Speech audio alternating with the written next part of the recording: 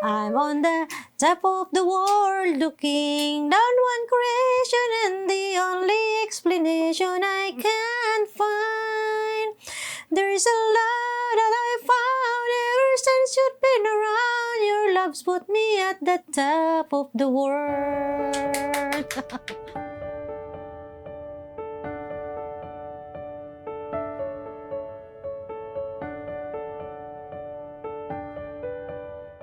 During a season, 50 years old. I am currently working as home support worker or caregiver. I moved to Canada October 28, 2008. We are 11 siblings, very poor. Kasi ang nanay ko is plain housewife, and then ang tatay was before he was working in a logging. And then nagkaroon siya ng accident, nagkaroon siya ng knee injury. And so from that on, ano na lang kami sa farm. Ako naman, working students din ako.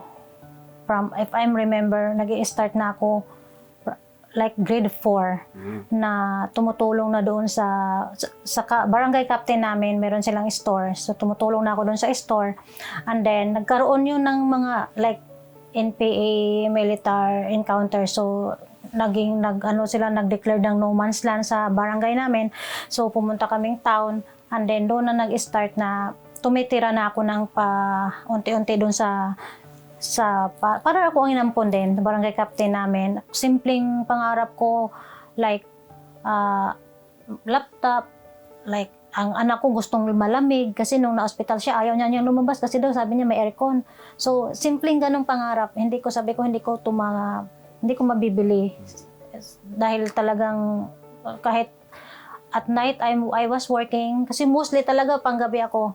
At night, I was working, and then punta ako sa umaga after mag-pick up ng mga paninda. So wala talaga, hindi talaga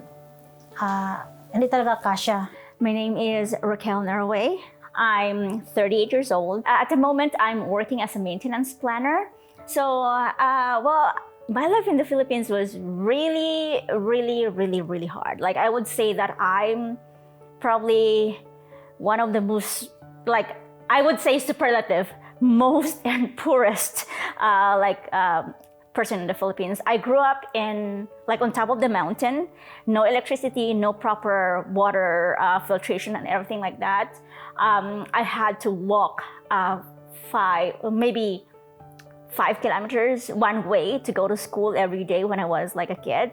And then my father died when I was 13 years old, and my mother was left with 6 kids. So just imagine, my mom didn't have a proper job really. So just imagine the struggle that we had. We had to dig something from the forest for us to be able to eat on that day. And sometimes we just sleep without eating anything. I work in high school. I got scholarship in college, and I was able to finish my degree. And after that, I just went on and on with looking for opportunities here and there, like in the Philippines or out of the country.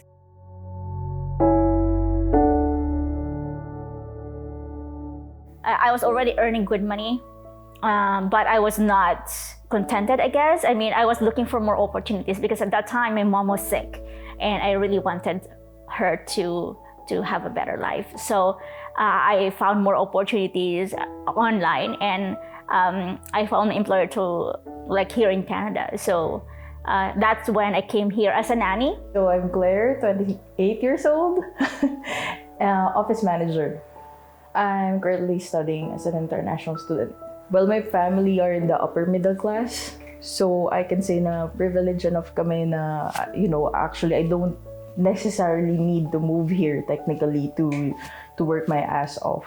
Like, I'm not sending money to the Philippines, and I feel like I'm happy, lucky, and grateful na ganun yung setup na binigay sa akin ng mundo. I'm gay ever since I was 6 years old. Medyo tanggap ko na kasi na ganun sa Philippines.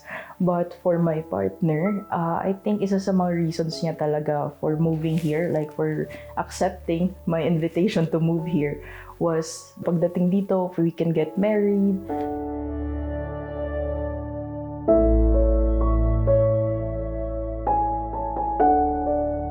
I just feel guilty na parang, syempre, maganda yung position niya sa Philippines and okay naman yung salary niya. Like, it's not middle, it's like higher than the usual in the Philippines.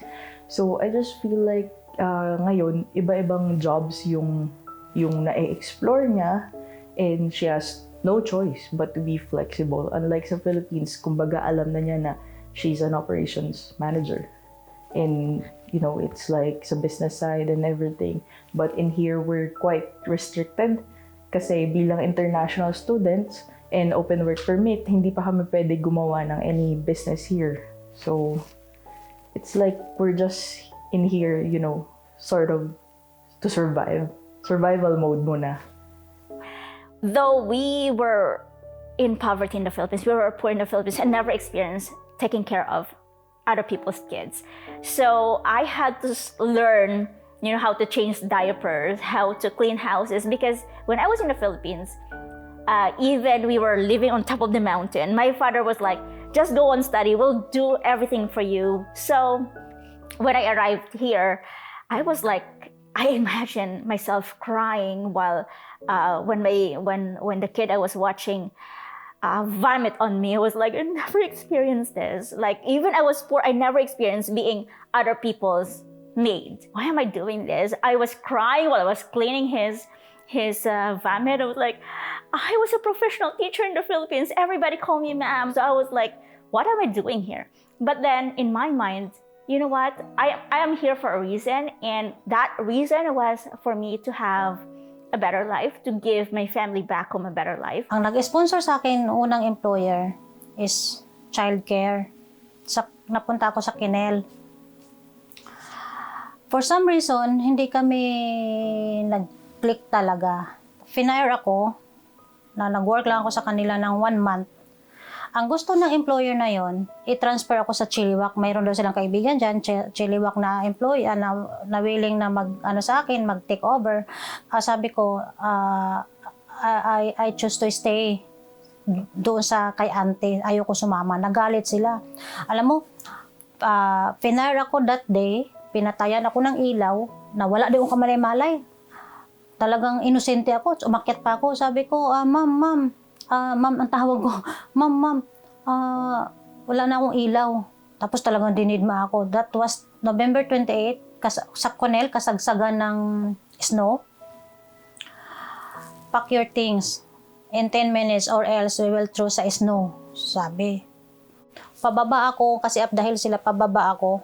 Ang dinasal ko lang, Lord, ang dasal ko lang, Lord, padalhan mo ako ng tao na maghatid sa akin. Mga ilang minuto lang, wala yatang minuto, segundo, may truck na pag ganong direction, pag ganito kami, pag ganong direction. Tapos, alam mo, umikot siya. Sabi niya, is somebody pick you up? No, sabi ko, no, my employer just fired me. Tapos umiiyak na ako.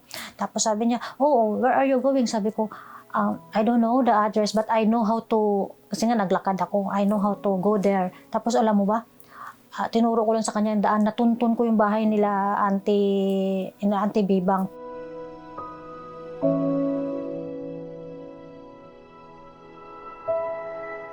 Bata pa lang po talaga ako, parang wala pa po akong malay, hindi ko na po siya nakikita. I think I remember po one time, uuwi po siya ng Pinas. Pero sabi po ng tita ko, yung nag-alaga po sa akin na, dadating yung friend ni mama mo, pipick upin natin yung camera ang pinadala niya. Tapos pagdating po ng airport, niyakap po niya ako. Siya po pala yung nanay ko. Kasi po sabi ko, hindi ko po kilala. Wala na po akong nakilalang hardworking na ibang tao katulad ng nanay ko. Uuwi naman, di ba? Kahit po lahat ng friends namin, like ng mga close family friends, alam po nila. Wala pong na-attend na birthday yan kasi laging nasa work. Alam, dito po parang big adjustments. Kasi po kahit yung papa ko, hindi ko po kasama sa Pilipinas. So, nung pagdating po dito, parang nakakabigla na, dalawang tao kasama mo na hindi mo masyadong ka-close. Ganun.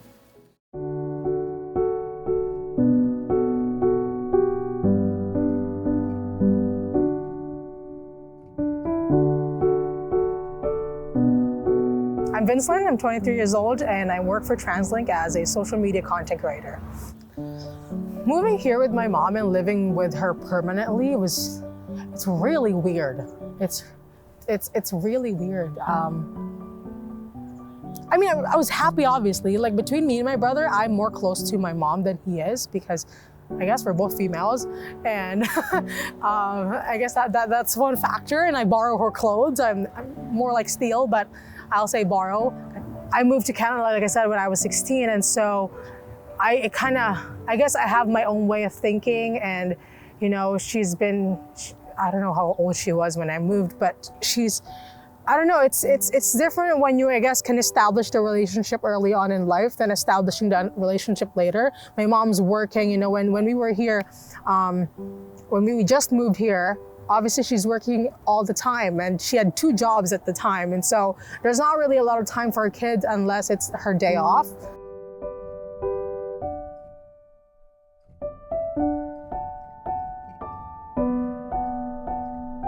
My name is Tiffany Epistola. I am 25 years old and I am a nurse.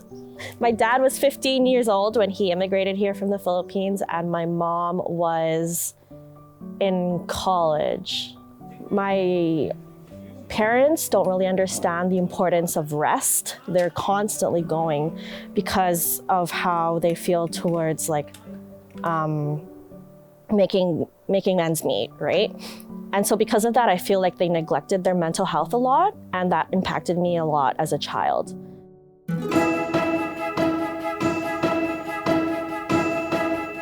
Kasi po yung nanay ko, hindi po siya yung type na ma-showy sa love.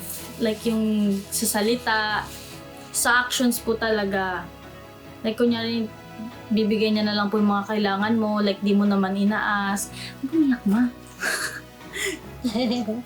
Yun po, like, sobrang na-appreciate ko lang po siya nung, lalo na nung lumabas si Ellie.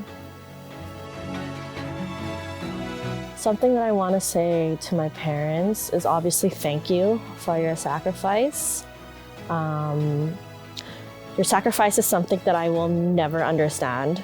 Probably will never, yeah. Have never, will never understand what it's like to uplift your entire life and move over to a place that's so foreign to you. You know, having to relearn a new language, new customs, new traditions, like a whole different culture, just so you can promise your kids a better life. So that takes so much guts and courage and resilience. Another thing I'd like to say is that there's no manual on how to be the perfect parent. There's no manual for life in general, right? But then as a second-gen immigrant, I need to, I guess, like realize that, you know, they're doing the best with what they know.